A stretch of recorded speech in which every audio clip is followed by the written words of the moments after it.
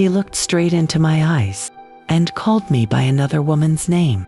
That was the moment I realized my husband didn't remember who I was anymore.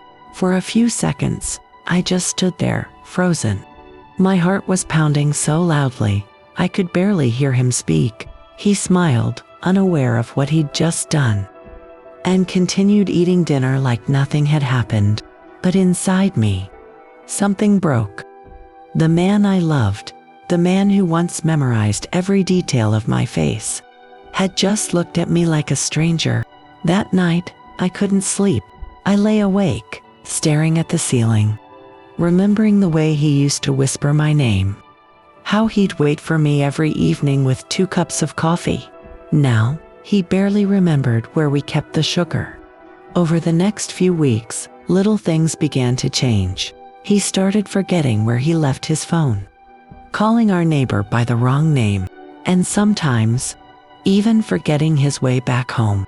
At first, I told myself it was just stress, work pressure, lack of rest, normal aging. But deep down, I knew something was slipping away. One evening, I came home early. He was sitting on the porch, staring at the sunset. When I called his name, he turned around and smiled gently. "Hi there. Have we met before?" My heart sank. That one question shattered every bit of denial left in me. The next day, I found hospital papers hidden in his drawer. My hands trembled as I opened them. The words blurred through my tears. Early signs of memory disorder. Recommended further evaluation. He had known, and he had hidden it from me. That night, I confronted him. He looked at me with those tired eyes and said softly, "I didn't want you to worry, Emma. I wanted to remember you the way you are." Before my mind forgets, tears rolled down my cheeks. I held his hand tightly and whispered, "Then let me remember you, Daniel, for both of us." From that day, our love changed. It became quieter, gentler, but deeper than ever. Some mornings, he'd call me by another name. Other days, he'd ask, "Are you family?" And every time, I'd smile and answer, "Yes, I'm your family." Even when he didn't recognize my face, his heart still did. When I held his hand, he'd smile, as if somewhere inside him, a part of Daniel still remembered the woman he loved. Months passed. He began to forget our anniversary, our address, even his own reflection in the mirror.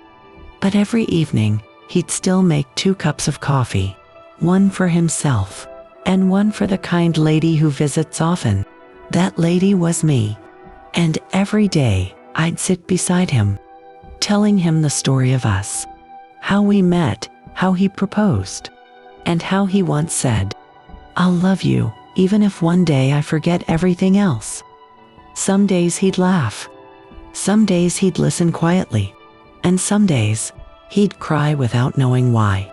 Then, one evening, he looked at me and said, "You have the most beautiful eyes.